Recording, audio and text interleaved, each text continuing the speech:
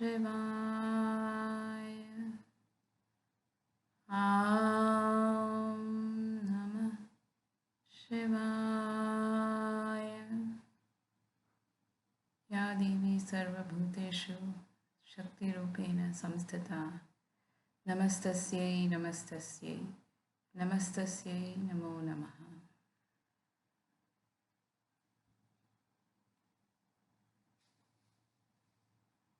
Chapter 2. My mother's death and the mystic amulet. My mother's greatest desire was the marriage of my elder brother.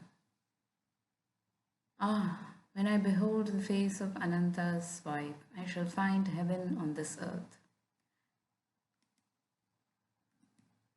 I frequently heard mother express in these words her strong Indian sentiment for family continuity. I was about 11 years old at the time of Ananta's betrothal. Mother was in Calcutta, joyously supervising the wedding preparations. Father and I alone remained at our home in Bareilly in northern India, whence father had been transferred after 2 years at Lahore. I had previously witnessed the splendor of nuptial rites for my two eldest sisters, Roma and Uma. But for Ananta, as the eldest son, the plans were truly elaborate. Mother was welcoming numerous relatives, daily arriving in Calcutta from distant homes. She lodged them comfortably in a large newly acquired house at 50 Amherst Street. Everything was in the readiness. The banquet delicacies, the gay throne on which brother was to be carried to the house of the bride-to-be, the rows of colorful lights, the mammoth cardboard elephants and camels, the English, Scottish, and Indian orchestras, the professional entertainers, the priests for the ancient rituals. Father and I, in gala spirits, were planning to join the family in time for the ceremony. Shortly before the great day, however, I had an ominous vision. It was in Bareilly on a midnight. As I slept beside father on the piazza of our bungalow, I was awakened by a peculiar flutter of the mosquito netting over the bed. The flimsy curtains parted, and I saw the beloved form of my mother. "Awaken your father!" Her fair voice was only a whisper. "Take the first available train at 4 o'clock this morning. Rush to Calcutta if you would see me." The wreath-like figure vanished. "Father, father, mother is dying." The terror in my tone aroused him instantly. I sobbed out the fatal tidings. "Never mind that hallucination of yours." Father gave his characteristic negation to a new situation. "Your mother is in excellent health. If we get any bad news, we shall leave tomorrow."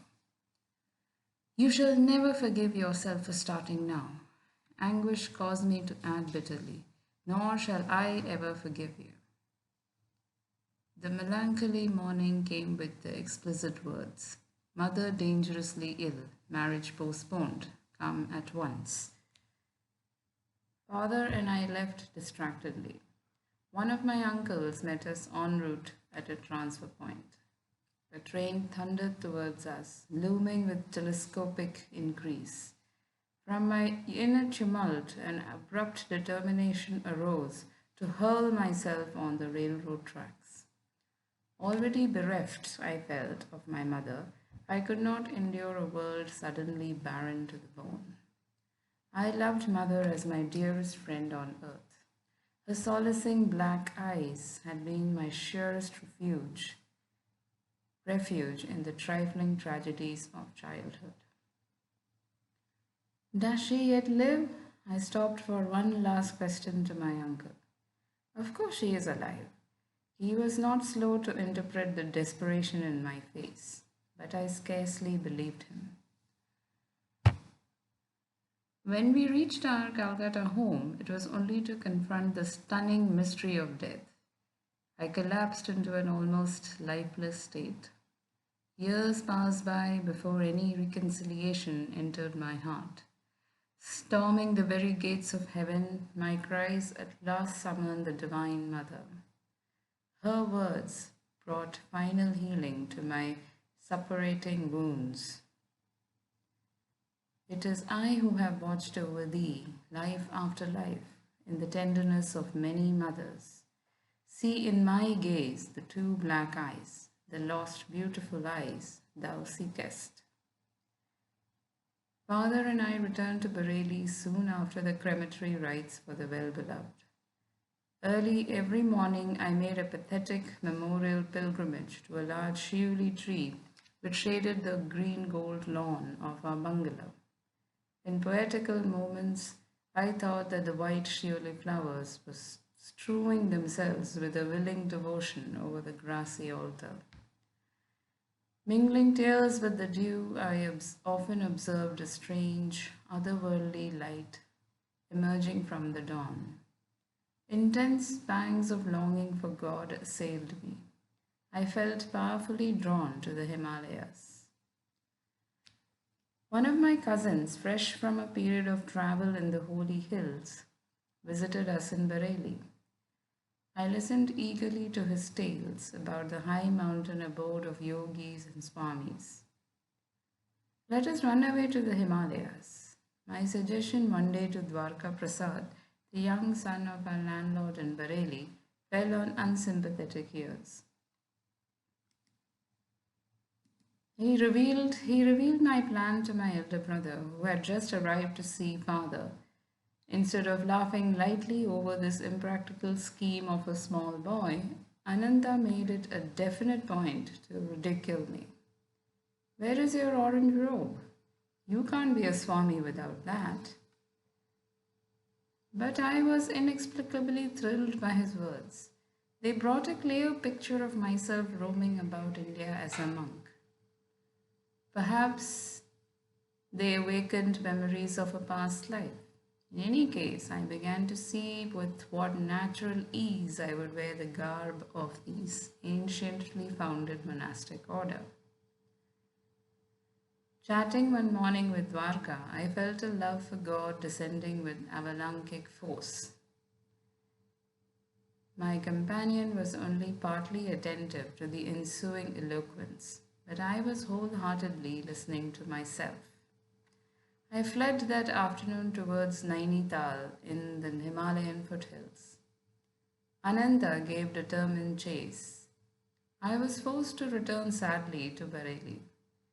The only pilgrimage permitted me was the customary one at dawn to the Shivli tree. My heart wept for the lost mothers, human and divine. The rent left in the family fabric by mother's death was irreparable. Father never remarried during his nearly 40 remaining years. Assuming the difficult role of father-mother to his little flock, he grew noticeably tender, more approachable. With calmness and insight, he solved the various family problems. After office hours, he retired like a hermit to the cell of his room, practicing Kriya Yoga in a sweet serenity. Long after mother's death, I attempted to engage an English nurse to attend to details that would make my parents' life more comfortable. But father shook his head. Service to me ended with your mother. His eyes were remote with a lifelong devotion. I will not accept ministrations from any other woman. 14 months after mother's passing, I learned that she had left me a momentous message. Ananta was present at her deathbed and had recorded her words. Although she had asked that the disclosure be made to me in 1 year, my brother delayed. He was soon to leave Bareilly for Calcutta to marry the girl mother had chosen for him. One evening he summoned me to his side. Mukunda, I have been reluctant to give you strange tidings. Ananda's tone held a note of resignation. My fear was to inflame your desire to leave home. But in any case, you're bristling with divine ardor. When I captured you recently on your way to the Himalayas, I came to a definite resolve. I must not further postpone the fulfillment of my solemn promise. My brother handed me a small box and delivered Mother's message. Let these words be my final blessing, my beloved son Mukunda, Mother had said. The hour is here when I must relate a number of phenomenal events following your birth. I first knew your destined path when you were but a babe in my arms. I carried you then to the home of my Guru in Banaras.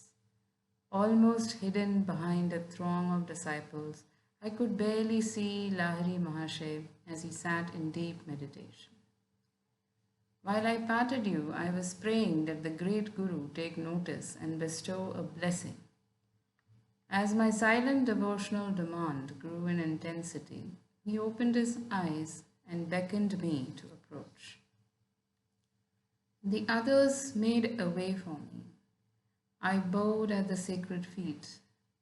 My master seated you in his lap, placing his hand on your forehead by way of spiritually baptizing you.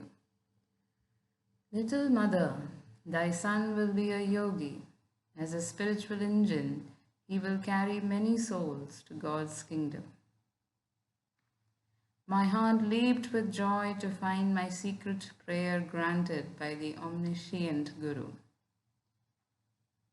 Shortly before your birth, he had told me that you would follow his path. Later, my son, your vision of the great light was known to me and your sister Roma as from the next room we observed you motionless on the bed. Your little face was illuminated. Your voice rang with iron resolve as you spoke of going to the Himalayas in quest of the divine. In these ways, dear son, I came to know that your road lies far away from worldly ambitions. The most singular event in my life brought further confirmation, an event which now impels my deathbed message. It was an interview with a sage in the Punjab. While our family was living in Lahore, one morning the servant came precipitately into my room. Mistress, a strange sadhu is here. He insists that he see the mother of Mukunda. These simple words struck a profound chord within me. I went at once to greet the visitor. Bowing at his feet, I sensed that before me was a true man of God. Mother, he said, the great masters wish you to know that your stay on earth will not be long. Your next illness shall prove to be your last. There was a silence during which I felt no alarm but only a vibration of great peace. Finally, he addressed me again. You are to be the custodian of a certain silver amulet. I will not give it to you today. To demonstrate the truth in my words, the talisman shall materialize in your hands tomorrow as you meditate. On your deathbed, you must instruct your eldest son Ananda to keep the amulet for 1 year and then to hand it over to your second son. Mukunda will understand the meaning of the talisman from the great ones. He should receive it about the time he is ready to renounce all worldly hopes and start his vital search for God. When he has retained the amulet for some years, and when it has served its purpose, it shall vanish. Even if kept in the most secret spot, it shall return to whence it came. I proffered alms to the saint and bowed down before him in great reverence. Not taking the offering, he departed with a blessing. The next evening, as I sat with folded hands in meditation, a silver amulet materialized between my palms, even as the sadhu had promised.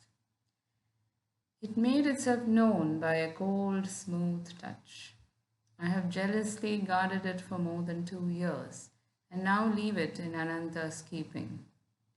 Do not grieve for me, as I shall have been ushered by my great Guru into the arms of the infinite. Farewell, my child. The cosmic mother will protect you. A blaze of illumination came over me with possession of the amulet. Many dormant memories awakened. The talisman, round and anciently quaint, was covered with Sanskrit characters.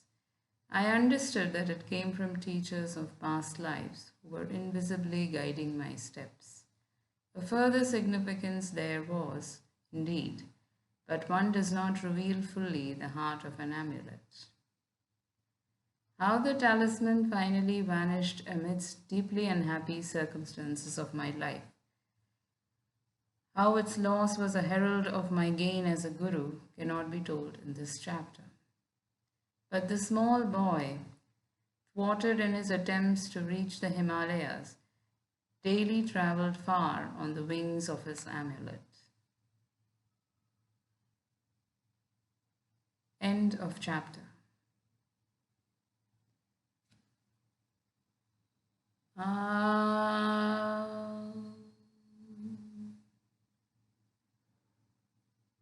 Ah.